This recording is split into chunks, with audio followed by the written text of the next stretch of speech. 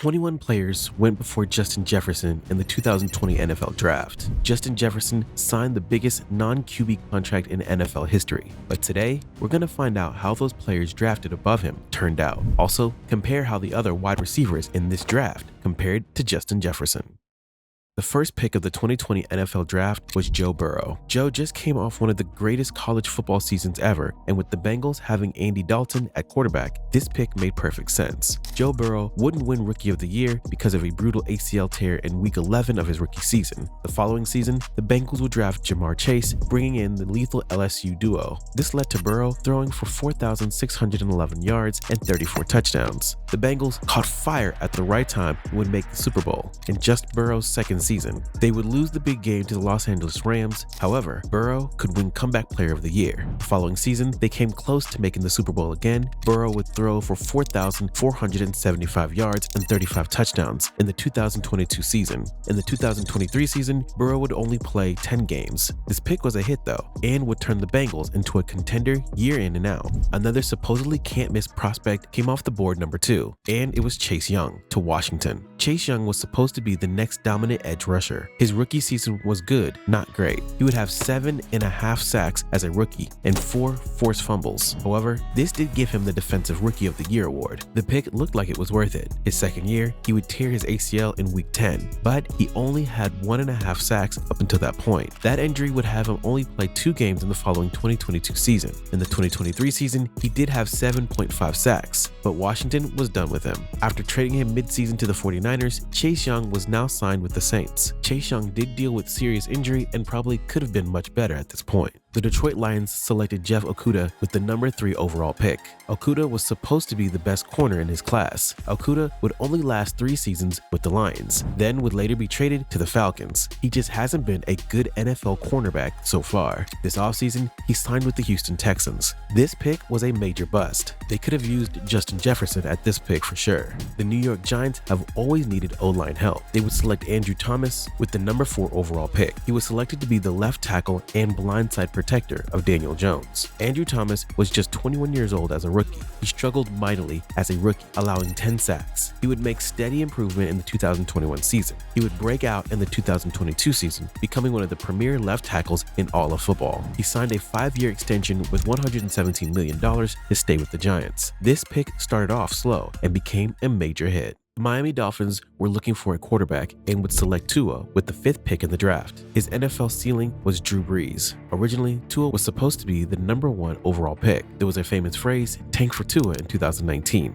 However, he would fall behind Burrow in the draft. As a rookie, Tua would throw for 1,814 yards and 11 touchdowns, playing just 9 starts. In the 2021 season, he made 12 starts, throwing for 2,653 yards and 16 touchdowns. Tua would finally break out in the 2022 season. Dolphins had traded for Tyreek Hill and signed new head coach Mike McDaniel. Now having Tyreek Hill and Jalen Waddle, there's no excuse for Tua not to perform. In the 2022 season, Tua threw for 3,548 yards and 25 touchdowns. However, he'd only play 13 games due to a concussion. In the 2023 season, Tua would finally play a full 17 games, throwing for 4,624 yards and 29 touchdowns. The Dolphins would lose in the wildcard round to the Chiefs. The jury is still out on this pick. Lots of people argue Tua is only good due to his weapons and great coach. Justin Herbert was selected with the number 6 overall pick by the Chargers. Herbert had a much higher ceiling than Tua due to his physical traits, standing at 6'6" tall and having a rocket arm. As a rookie, Herbert threw for 4,336 yards and 31 touchdowns to just 10 interceptions. That touchdown mark could break a rookie passing touchdown record. Justin Herbert would win Offensive Rookie of the Year in the 2021 season.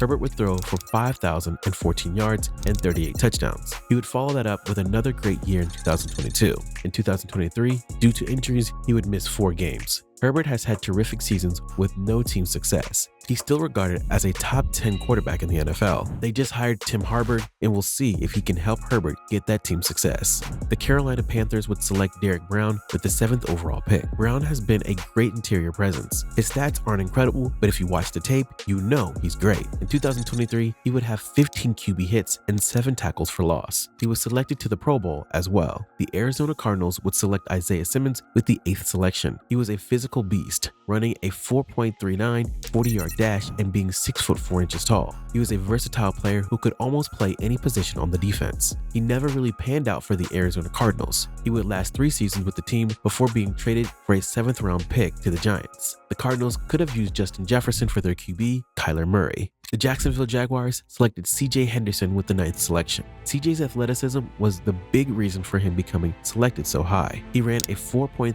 40-yard dash and a 37.5 vertical jump at 6 foot 1 inches tall. He would consistently struggle in coverage as a rookie. He would continue to struggle up until they traded him to the Panthers. At least the Jaguars got a 3rd round pick for him. He was a major bust as a top 10 pick. Jedrick Wills was selected number 10 by the Cleveland Browns. Wills has been a solid player in the league so far. He hasn't been elite, nor has he been bad. Cleveland even picked up his 5th-year option. He was a solid pick for the Browns. The New York Jets selected Mekhi Becton, left tackle, with the 11th selection. His potential was through the roof with his size and athleticism. He had a pretty good rookie season as well. After that, he would only play 1 game in 2021 and missed the entire 2022 season. He played 16 games in 2023 and allowed 12 sacks, which led the league. You can say injuries derailed him, but either way, he's not looking like a good pick. Looking back at it, the Jets would have preferred Justin Jefferson. The Raiders would select Henry Ruggs with the 12th pick in the draft. He would be the first wide receiver off the board. This was looked at as a reach, but that's typical Raiders reaching for players. But hey, speed kills, and Ruggs ran a 4.27, which pushed him to be the first wide receiver taken. In 19 total games with the team, he would have 50 receptions for 921 yards and 4 touchdowns. Henry Ruggs would be released by the Raiders after committing a crime. Yeah, they should have drafted Justin Jefferson over Henry Ruggs. Tampa Bay Buccaneers selected Tristan Wirfs, 13th, an offensive tackle. They were looking for a guy to protect their new quarterback, Tom Brady. He has been terrific and is a 2-time All-Pro to this point. He has a Super Bowl ring too. He's clearly an elite tackle, and you can say he's the best one. The 49ers would select defensive lineman Javon Kinlaw with the 14th overall pick. The 49ers has just traded DeForest Buckner to the Colts for this pick. Javon Kinlaw was supposed to be his replacement. Kinlaw never panned out for the Niners. He would last 4 seasons with the team before signing with the Jets. The Niners would have loved Justin Jefferson at this spot. The Denver Broncos would select wide receiver from Alabama with the 15th selection. This would be the 2nd Alabama receiver taken off the board, after Ruggs. Jerry Jeudy was supposed to be an elite route runner coming out of college. As a rookie, Jeudy would have 52 receptions for 856 yards and 3 touchdowns. This wasn't a bad rookie year. The following 2021 season, Jeudy would miss some time with an ankle sprain. In 2022, he would have 67 receptions for 972 yards and 6 touchdowns.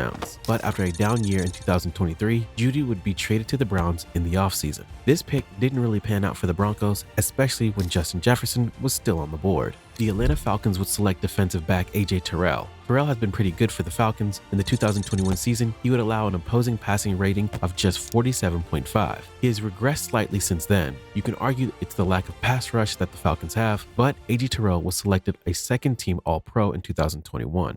The Dallas Cowboys would select CeeDee Lamb with the 17th overall pick. As a rookie, CeeDee Lamb would have 74 receptions and 935 yards. It was an okay rookie campaign for Lamb. CeeDee would improve his yard total every year since his rookie year. In his 2nd year, he had 79 receptions for 1,102 yards and 6 touchdowns. This would give him a Pro Bowl appearance. In 2023, CeeDee would really break out as an elite wide receiver. He would have 135 receptions for 1,749 yards and 12 touchdowns. You can say the Cowboys couldn't have gone wrong with CeeDee Lamb over Justin Jefferson, but Jefferson is clearly the better player. The Dolphins would have another pick and select tackle Austin Jackson with the 18th overall pick. It made sense to get their new quarterback Tua some protection. He started off as an okay player for the Dolphins in his first 2 seasons. He's just 25 years old today. He signed a 3-year, $36 million extension. This was a middle-of-the-pack pick, but Justin Jefferson would have been a better pick.